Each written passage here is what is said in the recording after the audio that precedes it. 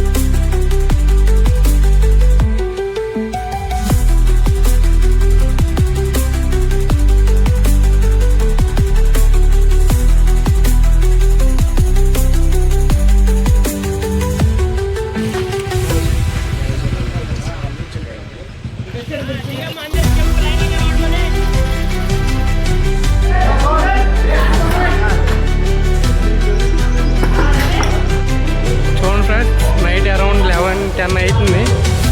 ఒక్కడనే ఉన్నాం మెట్రో స్టేషన్లో, ఎవరు లేరు. అసలు ఇంకో ట్రైన్ ఉందో లేదో కూడా తెలియదు. ఇప్పుడైతే నేను ఇంటికి పోతున్నా.